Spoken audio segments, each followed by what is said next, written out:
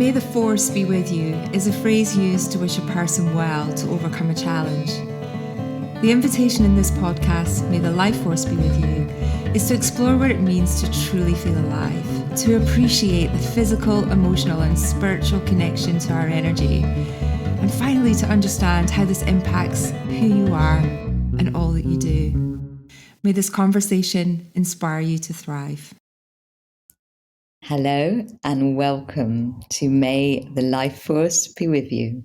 And our intention with this episode is that you come face to face with more of your light and feel the fountain of youth that is your life force energy flowing through you.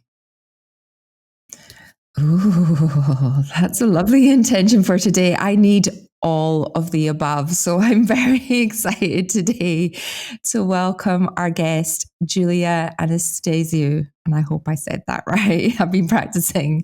Now, Julia has over 30 years of holistic healing experience, including mindset and NLP coaching, hypnotherapy, and she's also a timeline therapist, holistic healer, mentor, and also a yoga and meditation teacher. And she is specifically focused on helping women step into the light, helping them build a vibrant, purposeful, life-aligned soul destiny. And Julia is the founder of Wise Women Coaching and Wild Women Wisdom, and is the collaborative author of The Women Who Gathered. Gosh, there is so much in there that I'd love to unpack.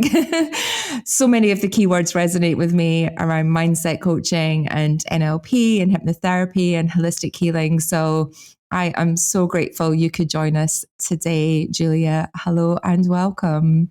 Oh, thank you so much. Thank you for having me here today. It's an absolute pleasure. It's a joy for sure. I can see Karila's already, her face seems to change and is beaming with excitement and life force, actually. Yeah, we're really excited to have you on the show.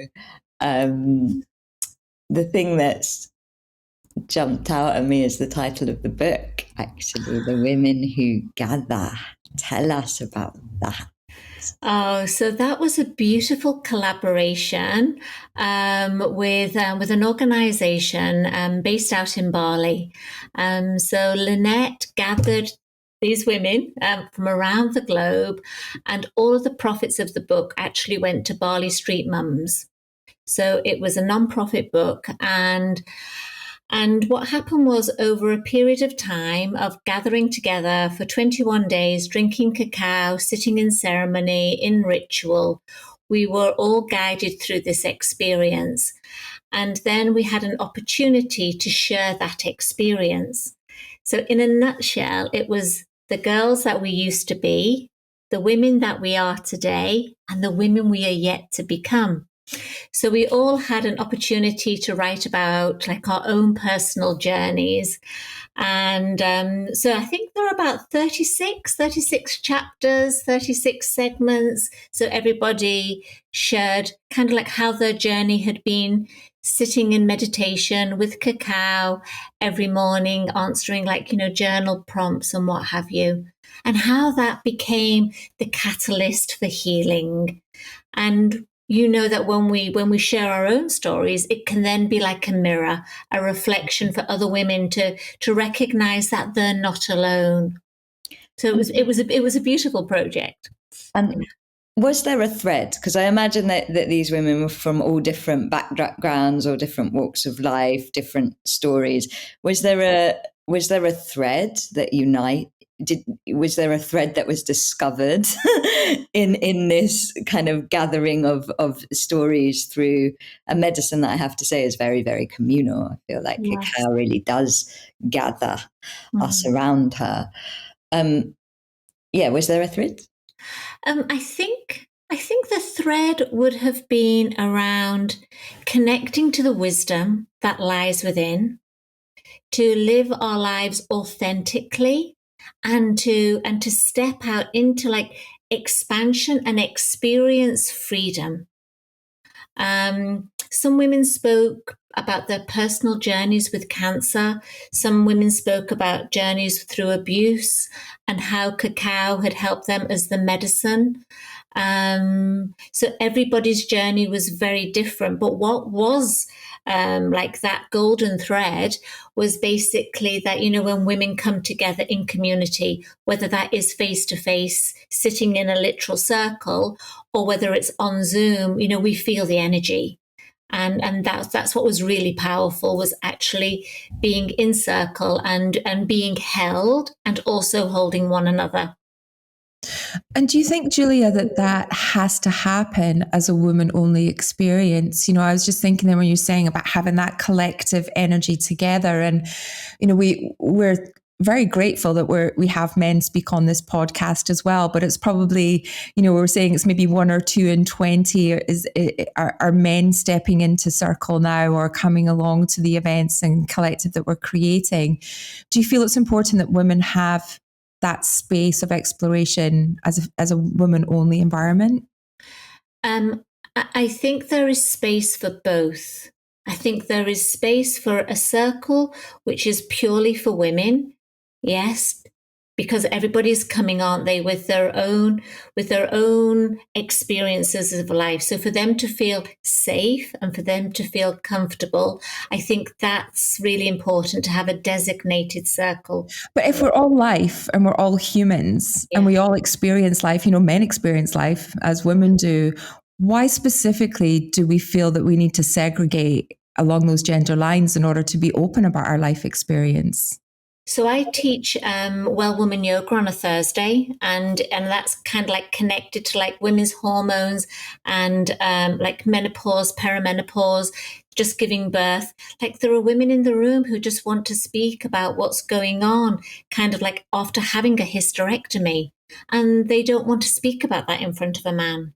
But isn't that strange? I'm gonna keep digging down this little rabbit hole here because I'm enjoying this. Because by not speaking, we are detaching ourselves even further from that experience being understood by other people in our lives who are also men. And one could argue that the more that we can share those experiences of what it's like, there is no reason why a man cannot be empathetic to what a woman goes through after a hysterectomy, right? And I'm just curious as to whether you feel like there is space, or that there is over time an appreciation that we've got to let men into those conversations as well.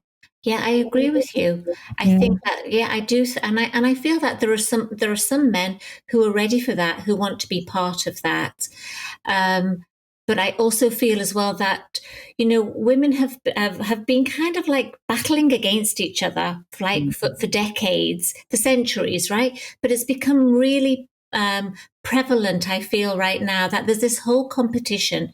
It's not about collaboration. So I think when you find yourself in a circle where you feel really safe, you want to be there. So there's space for everything and everybody, all genders, you know. But then I think it's also good just to have kind of like, you know, time where you feel like you can really be yourself. And it's a journey.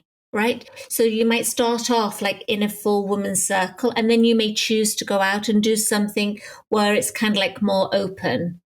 I agree. I feel like in terms of understanding gender, energy, self, all of that, there's something very strong about going into a exploring in the sovereignty of womanhood.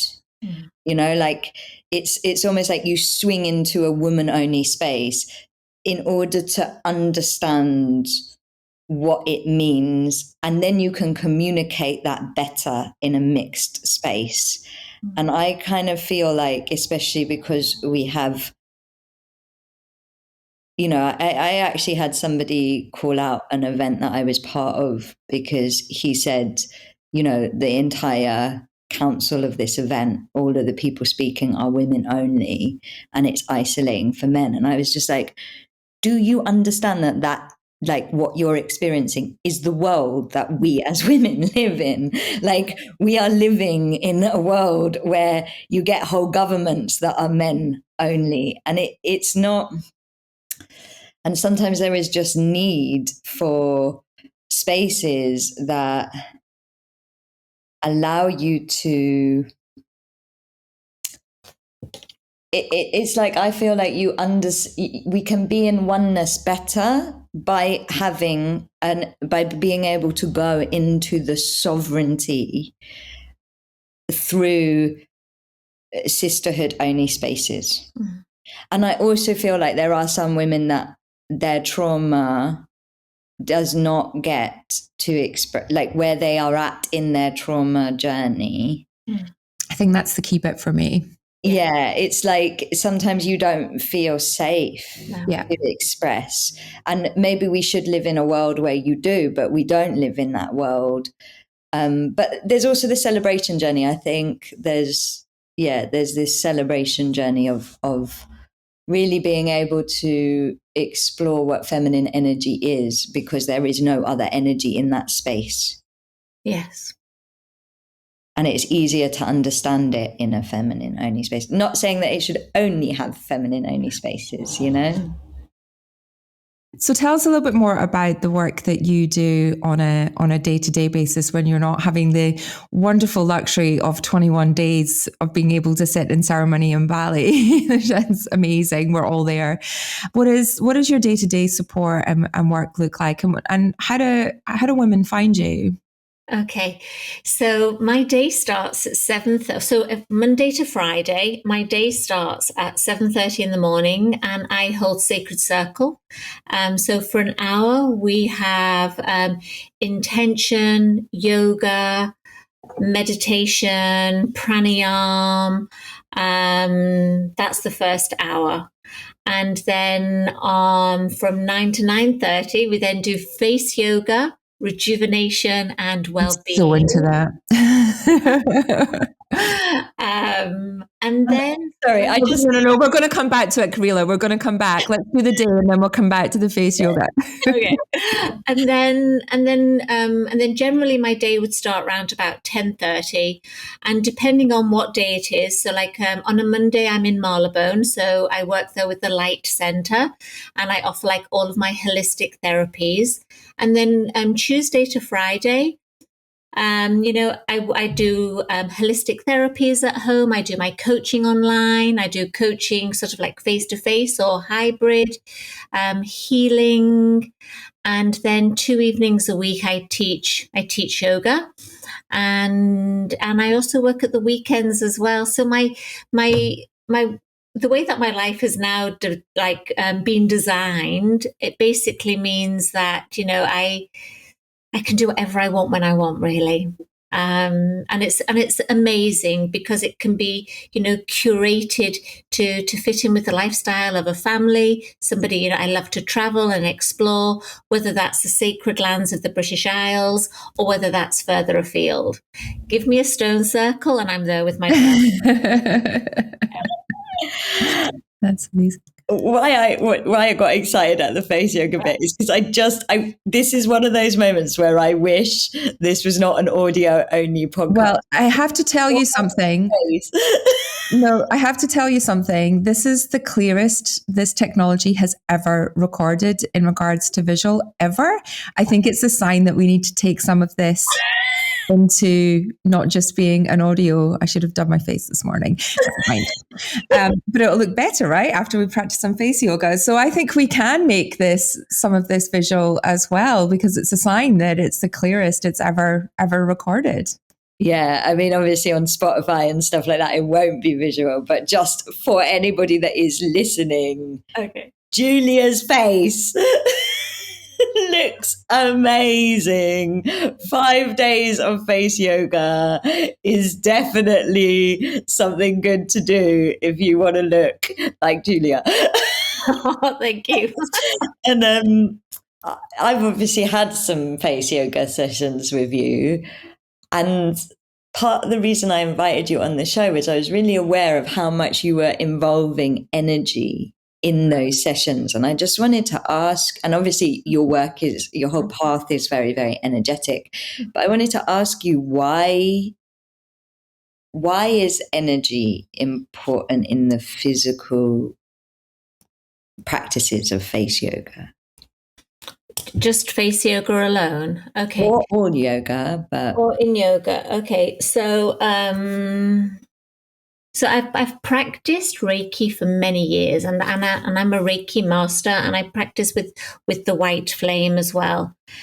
And I've known from being a very little girl that I'm not just my physical body as arms and legs and torso and head.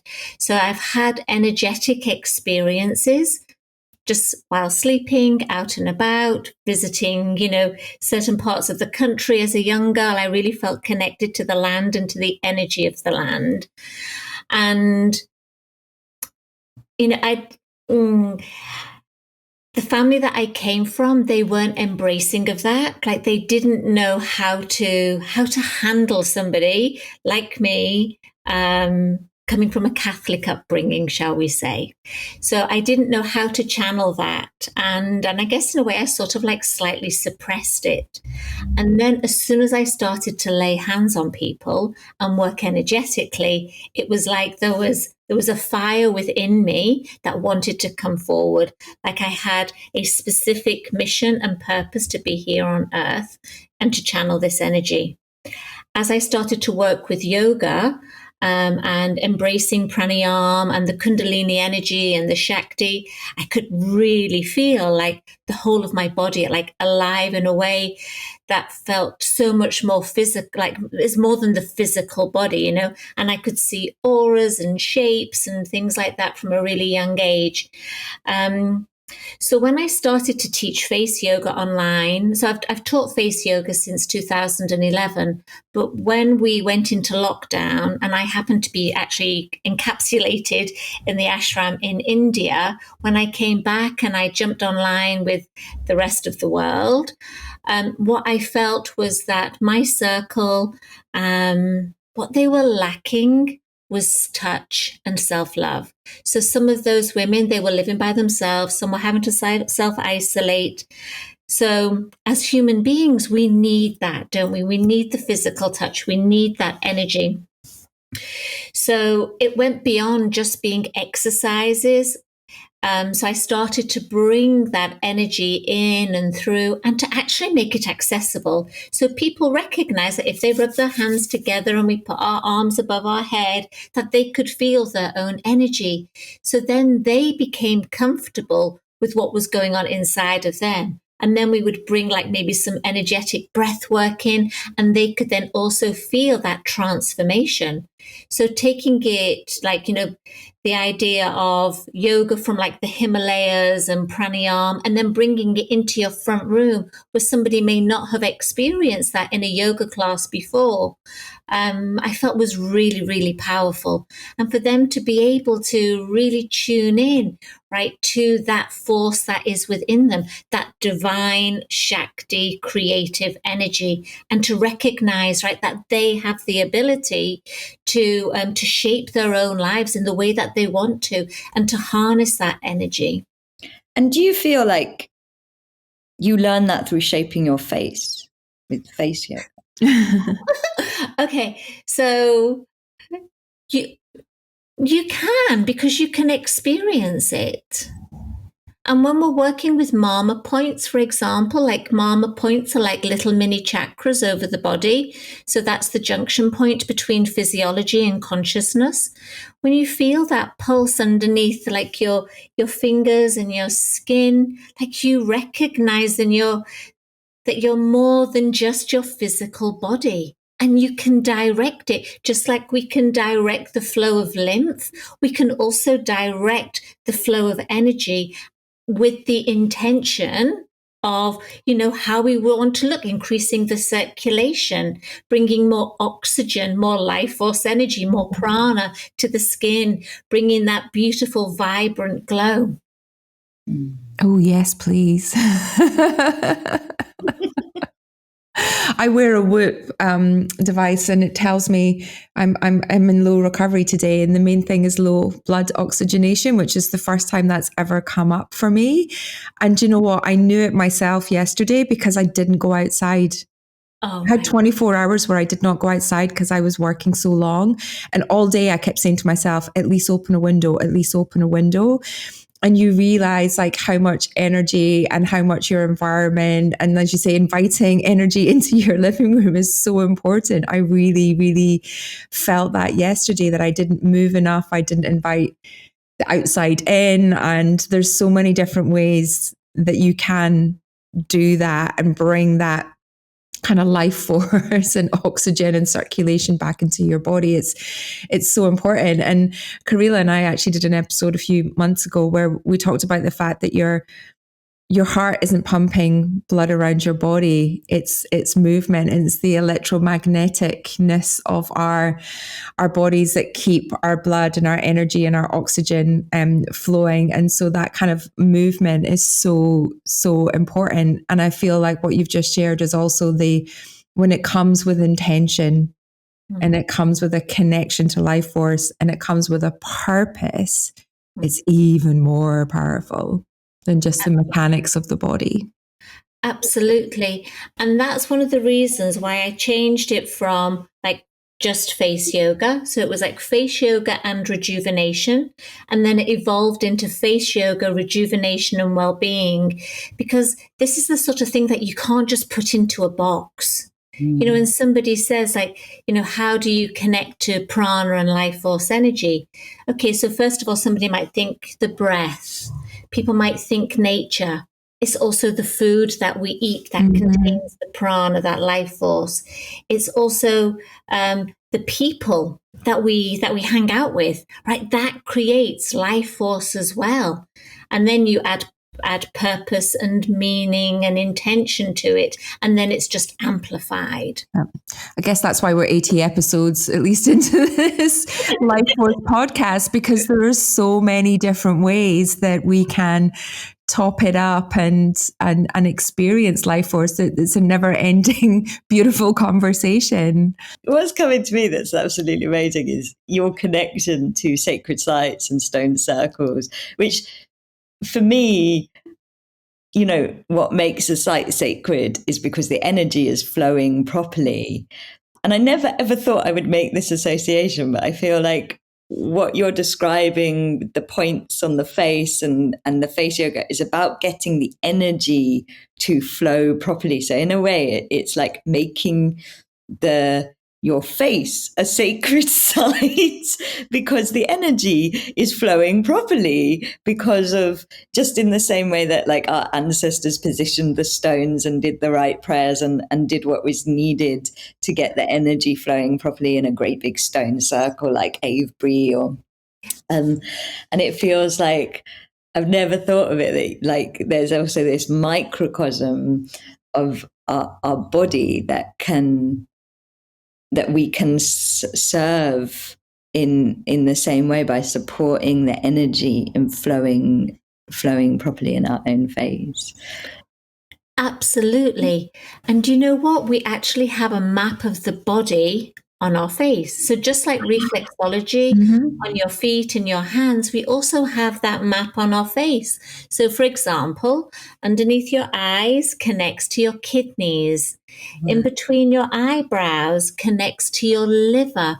Your cheeks connect to your lungs. Yes, around the bottom of your chin area. That's all connecting to like your reproductive area. Yes. So, you know, we're working with the meridians, we're working with the nadis, you're working with the organs, just like when you go and you have acupuncture and they might put some needles in your face. It's the same thing as well. So you're really freeing up the energy so that the prana or the chi can flow freely. And is that what makes the difference in terms of, you know, we live in an aesthetic world of appearance, and your skin looks absolutely amazing, can we just say? So is it that we're clearing those blocks, we're kind of improving our lymphatic drainage, we're, you know, what does rejuvenation really mean? Because we're all kind of chasing, whether we admit to it or not, that elixir of youth, right? Because that's what we are told that we need to be chasing all the time. What is the art of the possible? Says a 50-year-old woman that needs some help. What what is possible? Well, speaking as a nearly 57-year-old woman. No, get out of town. Yes, 67 I was born. Yeah. Okay. That's insane. Guys, you have to find the video of this. If you are listening online, Up you onto have YouTube. to see Julia's face. So, linking it to life force, it is the blood, it is the circulation, it is the clearing and the cleansing and the purifying and the detoxification. And it's also like somebody reminding you to drink your water, before and after a session, flushing out. It's like that daily habit of gentle exfoliation, right? So, we have 57 muscles in the face. We've got 22 bones, and the skin has got like 3 layers. It's got the hypodermis, the epidermis, and the dermis.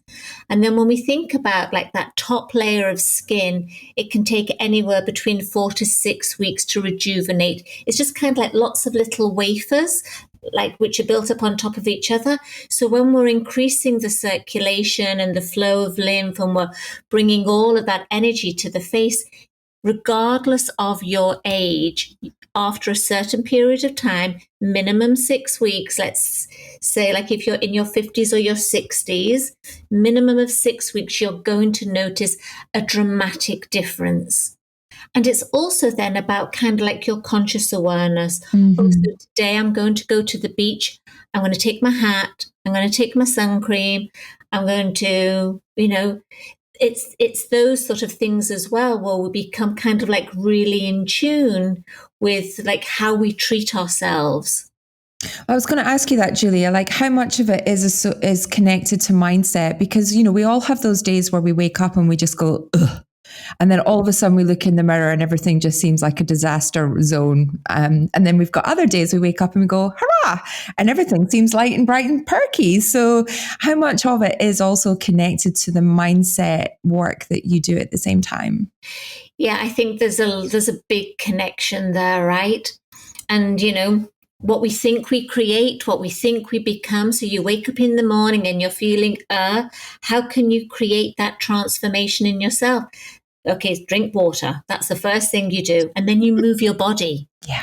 And then you move your body, and then you get everything flowing, everything moving. You have like a nice shower, maybe get some cold water on your body as well. And then the change starts to take place. But remembering as well that change is temporary and transformation is permanent. So then it's kind of like just starting off with those little changes, bit by bit by bit. I'm currently doing this. We started on the dark moon, and we're doing it for one lunation, and it's connected to paternal healing. Actually, it's ancestral paternal healing.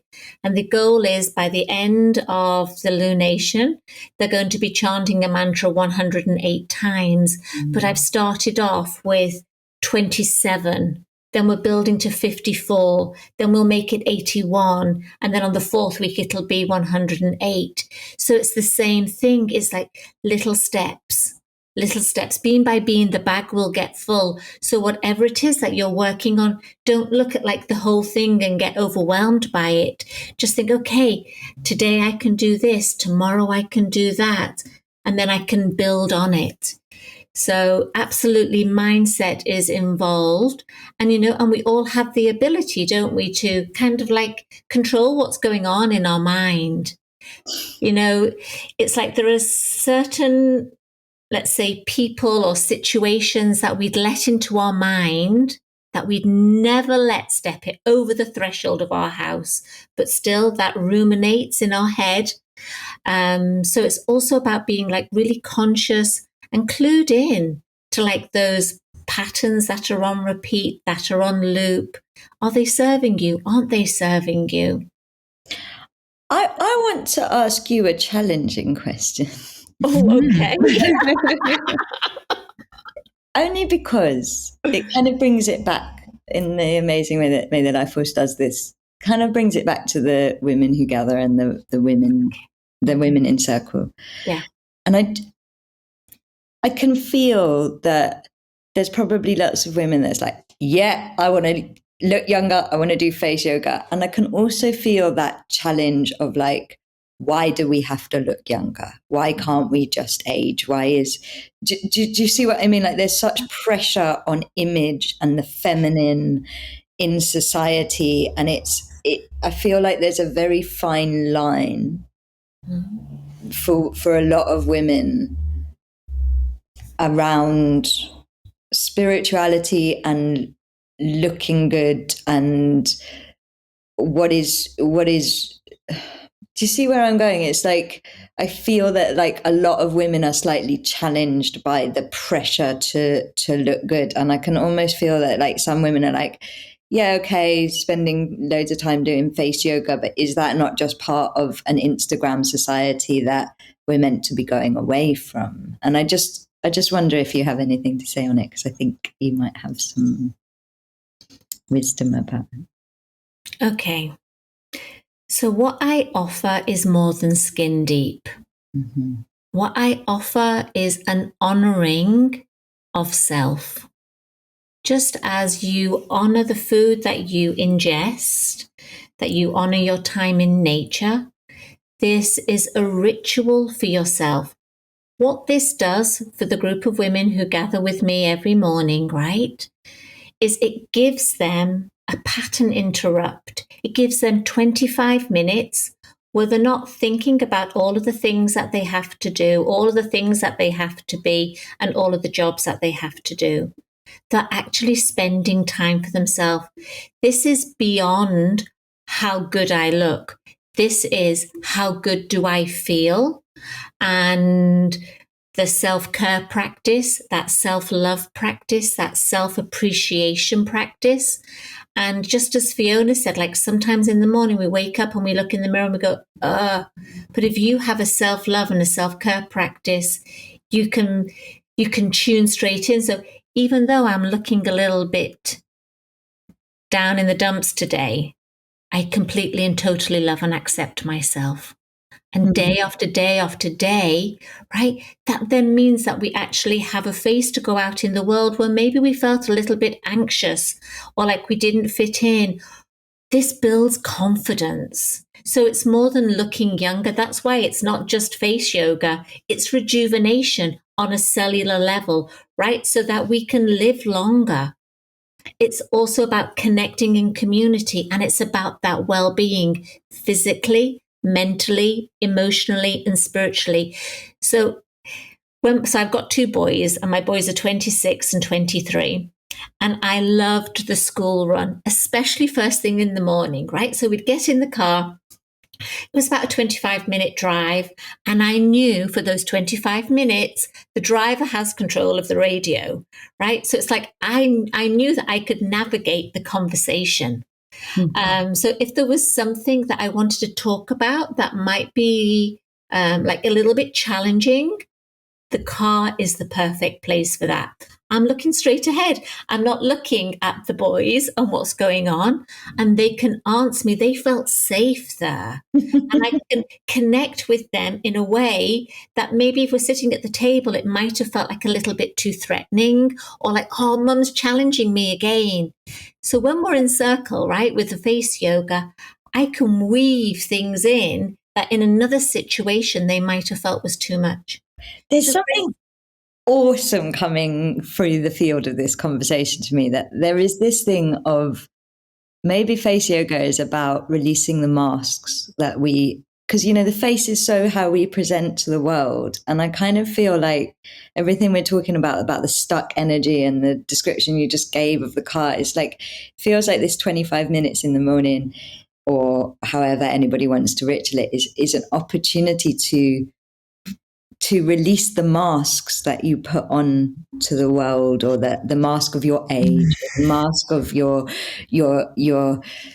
mask that the world put on you and the mask that you put out to the world, because a mask is stuck energy. And so if you're moving the energy, it's like you're breaking down the masks that kind of happen in the world. Yes. Does that make sense? Absolutely. It's kind of like your identity, isn't it? When we think about our identity, it could also be like the different hats that we wear. We all have lots of different hats, mother, daughter, therapist, teacher, what have you. And it's the same thing with the masks, isn't it? But what's really interesting is, like years ago, I wouldn't go outside without any makeup on. But there I am every single morning. I sit in front of a group of women, like totally naked, face wise, hair scraped back, just really putting myself out there. I've done it on Instagram as well as a live. And I feel like that's the freedom, that's the liberation, So it's, as I get said again, it's like it's more than skin deep. Yeah. And it's a choice, right? It's a choice to put your mascara on, to do your lip gloss. That's a choice. It's something that I personally choose to do. But I'm also happy to go without as well. So I feel like we need to invite a couple of little exercises in today to give everybody a little treat. Would that be okay, Julia? We will. Yes. Jowls and neck are good, but just anything that, like the main, what are the main kind of areas that we can kind of give ourselves a treat in the morning just to kind of start our day well? And maybe you could also speak about the body map in relation. I'm going like I'm stretching my chin as we speak. Okay, so we'd always start off with clean hands, and personally, I would like to use oil as opposed to, say, a serum or moisturizer, because that has like a high percentage of water, so it absorbs really easy. What we're looking for is a glide over the skin as opposed to a dragging sensation. Yeah. So at the beginning of this spiral, which started at the beginning of June, I asked everybody, like, what are the areas of concern that you're really worried about right now? It's always eyes and it's always jowls. And what are the eyes connected to in the body? Underneath the eyes are connected to the kidneys. So if you have, like, let's say dark circles, puffiness, look at your water intake. Yeah. Are you hydrated enough? So even increasing your water, so I recommend between 1.5 to 2 liters a day of clear water or herbal tea, meaning like no sugar and no milk. So sort of like, just like being able to flush everything out. That's what women are concerned about. It's underneath their eyes. And what are the jowls in the body? So where the chin is, to the side of the chin, underneath like the corners of the lips, like that's connected to the ovaries, fallopian tubes, uterus. So you might remember, like when you were like younger, you would get like lots of breakouts in this area. Yeah. And then as women age, okay, and we go through perimenopause and menopause, what you might find is like there are more lines that start to appear there. So what is a line? What is a wrinkle? It's habitual expression where the muscle has dehydrated through expression. So it's how can we plump? How can we tone? How can we hydrate from the inside and out? Yeah. And then it's all along sort of like the jawline here. I tell you what's never really spoken about, but I'm going to share it with you today. is the power of face yoga and your bones. So, we go to the gym and we lift weights, or we do sort of like body weight bearing things to strengthen so we don't get osteoporosis. I've had so many women whose dentists have said to them, your jaw and your gums and your teeth are looking amazing. And yet again, guess what? It goes back to the circulation and the life force and that all of that energy that you're moving around. I mean, I just want to, before you go into the exercise, because this comes up so often on the May the Life Force be with you, that the health of energy requires the energy to be moved. Yes. Whether it is in the chakric body, in the auric body, in the face, like nearly everybody we speak to who's an expert in different things talks about the importance of movement in terms of energy, health. And I just want it said out loud because it's so easy for us in so many ways to get stuck in our lives, in our choices, in our emotionally, physically, in every way. And it's like categorically from a life force point of view, movement is the most important thing to health, or that's what this conversation is revealing. And action. Do something, because there's always something you can do.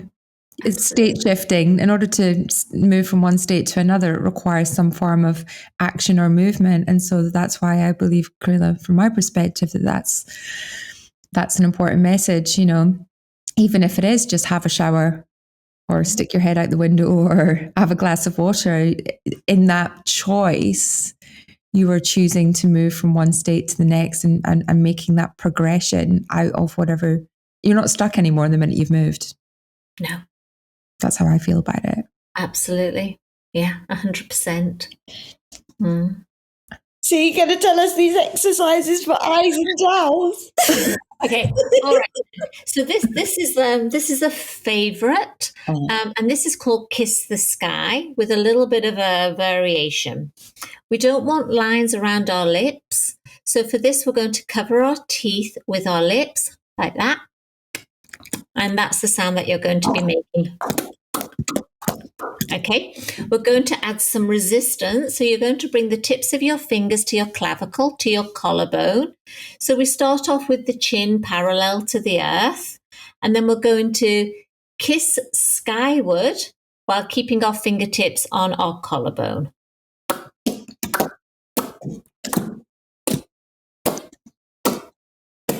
Good. And You've never made this sound or may the life force be with you before. It's crazy and I love it. I thought we'd go for something audible just in case this isn't on video. Okay, so let's do that again.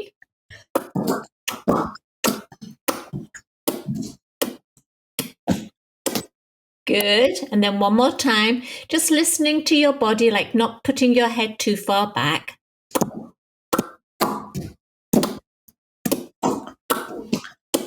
Good. And release. So as your chin is going up, you're activating this long muscle on the neck, which is known as the platysma. Yeah. And then you'll also feel like underneath your chin and your jawline that there's an activation taking place there. So it means that the muscles are working. So that's a great way to warm up like the neck and the throat. Connecting also to the throat chakra, Vishuddha, which means to purify. So you're opening up this channel of expression, of communication, of truth, of trust, of authenticity. So that's really beautiful to do that. Then what you can do, and at home, if you're listening to this, you're going to have a little bit of oil on your face. You're going to use your thumbs and your index knuckles. Place your thumbs underneath your jaw and your index knuckles on top. And you're going to do like a little bit of a pinch and a little twist and release. So all of these movements, like the pressure is light. Light to medium. You're not dragging. Come back to the center, to the midline of the face. You're working up and out towards the ears. So you may notice that you start to swallow when you do this technique.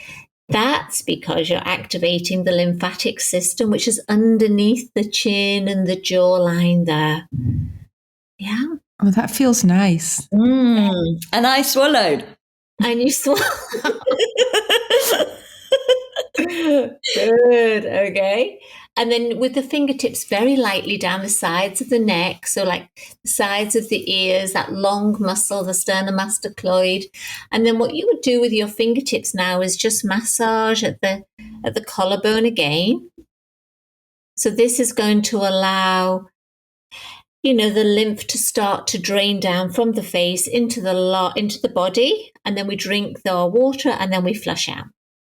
Okay, so that we've done something for the neck, something for the chin. what women often ask about are the nasal labial lines, so the lines from the nose to the mouth. So for this, you can use 2 fingers, index finger, middle finger, cover your teeth again, making like an oval shape with your mouth. And then you're going to trace from the jawline up towards the nose.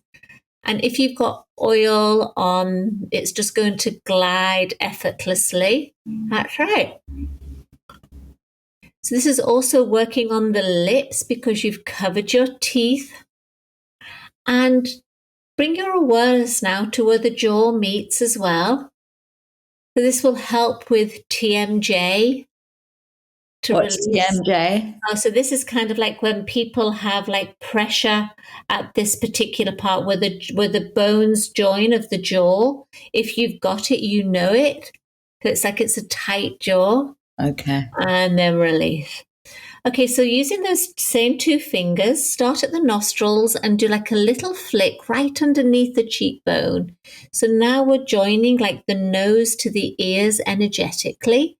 And this is connecting to the eustachian tube. So if you have any sinus problems, any congestion, right, this will really help. So we're always moving up and out. Good. Now lighten that touch and come onto the cheeks. So if you remember earlier, I said that the cheeks connect to the lungs. So oftentimes people who are suffering with grief or sadness, they'll have something going on in their cheek area as well. Wow. Yeah. And so does it also help you breathe? Well, it will help you breathe, yeah, because you're activating the lung area, the lung meridian. Now, using your index finger, we're going to sweep at the side of the eyes. This is called crow's away. So you're lightly sweeping from the top of the cheekbone onto the temple. And release down. This is amazing. Yeah. Okay. This is called V. And place the index finger on the outside of the eyes and the middle finger on the side of the nose close to the tear ducts. Relax your shoulders down, relax your forehead. You're going to look up and then you're going to blink your lower lashes towards your upper lashes. So you've created a natural resistance here with the fingertips and the pads of the fingers. And you're going to feel a trembling sensation underneath the eyes. So this is connecting to the kidneys. Beautiful. And release. Use your ring finger, right? Start at the beginning of the eyebrows and start to circle. So stay away from the soft tissue underneath the eyes and stay on the orbital bone. So using the ring finger has the least amount of pressure, especially on the eyes. It's got the thinnest skin of the body underneath the eyes there. So we always want to use a feather-like touch. And release. Good. Okay, so this is a little bit complicated, but I think you can handle it. It's called owl. So you're going to make a C shape with your index fingers and your thumbs. Your thumbs are going to rest lightly on your cheeks. And now what you're going to do is you're going to apply a little bit of pressure with your index fingers. And then you're going to keep the forehead smooth, but make your eyes wide. Lifting the eyebrows. And release. We'll do that twice more. So a little bit of pressure with the index fingers, forehead smooth, eyes wide. Now you're strengthening the largest muscle of the face, which is the frontalis muscle of the forehead. One more. Good, and relax. Now use all of the tips of the fingers and tap on the forehead. Tap on the eyebrows. This is great for eyebrow growth if your eyebrows are a little bit sparse. Tap at the temples, underneath the eyes. Tap on the cheeks, upper lip, lower lip, chin and jaws. That's right down the throat and the neck. And then fingertips join. All of the fingertips line up at the center of the forehead, and then lightly sweep across, sweeping the brow. And you can imagine that you're just wiping away any tension. Take that into the ring finger, lightly around the eyes. And then to the sides of the nose with the fingertips sweeping across the cheeks. Ring finger just tucks naturally underneath the cheekbone there. Above and below the lips, making a V with the index finger and the middle finger. And then onto the jawline. Now tuck the ring finger underneath the jaw, middle fingers on top, and a long sweep from ear to ear. Good. And then lightly down the neck and the throat. Massage at the clavicle. Et voila. That's so nice. And actually, I hope everybody listening came onto YouTube, wherever we're putting this video, and actually did it on camera. But I feel like I already look a bit younger. Or like Fiona looks. It's not younger. It's like more energy in the face. It's like suddenly my face has woken up. Because it feels super nourishing as well. It feels very self-indulgent, but in a really nice way. Do you know what I mean? It feels like, oh, I'm taking this time for myself, and that touch feels really, really lovely and nourishing. It reminds me that I actually used to do a quick exercise after my meditation every single day for about 4 years, and I've let it slip. And so I need to bring that back in, because for me, that was a really easy way to bring it into my day, was as I came out of meditation, just to do a little kind face massage to myself. So I picked up some new tips there, which were awesome. You've inspired me to bring this back into my day. Oh, it's so delicious. The top tip, remember to place your facial oil by your meditation cushion. Yeah. Yeah. And is there any particular type of oil that you shouldn't use? We've actually had a few people on our show recently talking about removing toxins and things that we put on our body. So are there things that are counter, productive to the practice? I would just say don't use anything that's too heavy. Personally, I wouldn't use coconut oil. Coconut oil is great for other things. Interesting. I think on a regular basis. So I like a lighter oil. I'm currently using jojoba. I've used other brands throughout the years, but I like it to be light and organic, because it's easy to add more, isn't it? It's easy to get your pipette out and put a few more drops on, rather than clogging the pores. Right? The skin is the largest organ of the body. So what we apply to the skin is going to absorb into the cells. So I would always go for like a higher grade oil, organic, ethically sourced. That would always be my top tip.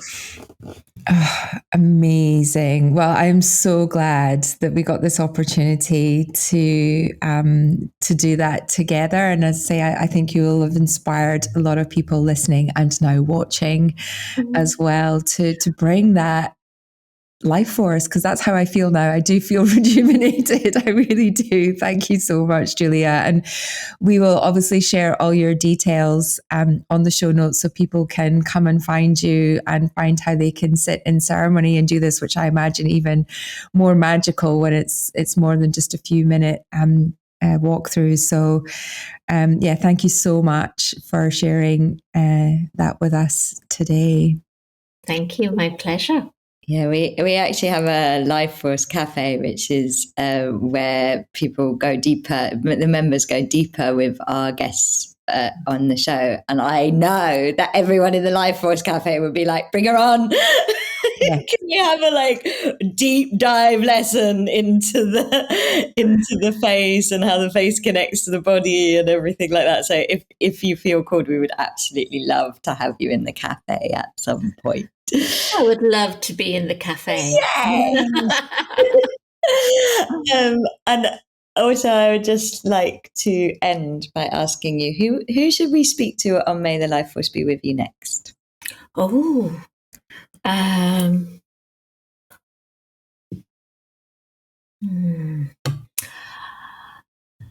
okay. Do you know Stella Fairburn? No. Oh my gosh. check out her music. So my favorite is the Magdalene Codes. I know it. I know it. Yeah. So she has another one after that called Crystalline, which came out quite recently. If you're looking for life force energy, connecting to hertz and frequency and vibration and resonance, also Hieros Gamos, you're looking for that balance between the masculine and the feminine. Stella is amazing. Oh, yes. Yes. That's very special. I just can't believe I was literally thinking about the Magdalene, like that. I know that piece of music, and I was thinking about it literally yesterday. It's a sign. Karila, always. Oh, what a brilliant suggestion! Thank you so much again, Julia, and may the life force be with you today. And may the life force be with you too, and everybody listening. Thank you so much. Well, that was a little bit different. It was fun. Oh my God, I can't tell you how much it's what I needed. My face feels different. It really does feel different. I'm like, how can just a few little things make your face, and not just your face, my whole energy got lifted, my whole life force level, my body. It's a bit like, doing an exercise. Well, it is doing an exercise class. Yeah. I did literally used to do this. And I remember I got into it probably like 6 years ago. And I strangely watched some videos on a bus ride to Heathrow Airport, which takes about 2.5 hours. And I was like, well, nobody can see me because I'm just on this bus. So for 2.5 hours on this bus ride, I just watched face yoga videos and did the exercises. And when I got to the airport, I'm like, oh my God, my face does actually look different. And so since that day, I was hooked. And then I realized that for whatever reason, I haven't been doing it lately. So this is the reminder that it does make a difference. I mean, she looks amazing. She looks incredible. And that's why I asked about the intention that goes with it as well, because I think that's the extra power of doing something like that with collective, with somebody like Julia, not just sitting in my room doing it myself, just adds a whole other dimension. Yeah. So awesome. So cool. Just love it. And also one of the takeaways I had from it was, how you can truly rejuvenate. It's like we often think of aging as something that like is inevitable, but actually, you can change the water. You can change. You can exercise and you and can your mindset. And your mindset and the energy and like you can actually create a de-aging effect. You can by energy, you connect into the fountain of youth. So somebody that I love to listen to, and, let's put the aspiration out there into the universe, is Joe Dispenza. Love to have Dr. Joe on the podcast. And I came across a photo of him just yesterday and I'm like, holy shit. Cause he's sort of like put it out there that he's going to age in reverse. He's all of a sudden got more hair. He looks 20 years younger than he did 10 years ago. And, he says it's because he lives in the quantum field where anything is possible. And, he has this kind of mindset approach. And so I do believe that you can reverse. Let's not say reverse. I think you can create a life force within you that optimizes your cells and their health. And with that comes a vitality, and that vitality comes across in how we present ourselves to the world. And that is in our face and our energy and our youth youthful approach to things, or vitality rather than youthful, I think I should say. Vitality, exactly. And I feel like beauty is when energy is held and flowing through something. And I feel excited now. Do you feel excited? I feel so excited. Why? And I just love that. I love that happened on the podcast as well. I have to say, those sounds. I don't know if anybody listening is going to understand. You have to watch it. You have to come onto our Instagram. And I think what we'll do is we'll have the full episode up, but we'll also take out that exercise and make sure you can get straight to that as well. On our Instagram. If you like our Instagram, you get access. Yeah. And then definitely a Life Force Cafe session will be amazing. So if you haven't subscribed already, please go over to starlighttemple.com and you can see the Life Force Cafe details over there, because you will not want to miss this session. No. Great. Well, I'm off to go and make noises and work on my girls. Until the next time. We hope this conversation has topped up your life force energy. If it has, then please help us spread the life force. Like, share, subscribe, all of that. And may the life force be with all of us.